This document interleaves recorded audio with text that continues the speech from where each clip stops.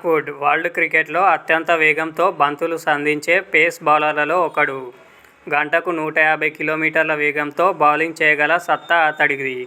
కానీ ఈ England fast బౌలర్ను ఓ batter భయపెట్టాడంట.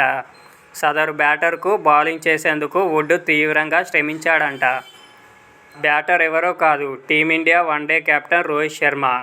ఈ ఏడాది మార్చి నుంచి గాయం కారణంగా ఇంగ్లాండ్ జట్టుకు దూరంగా ఉంటున్న మార్క్ వుడ్ తిరిగి తన ఫిట్నెస్ను పొందేందుకు తీవ్రంగా శ్రమిస్తున్నాడు. యాషెస్ సిరీస్ సమయానికి గాయం నుంచి పూర్తిగా కోలుకోవాలని లక్ష్యంగా పెట్టుకున్నాడు.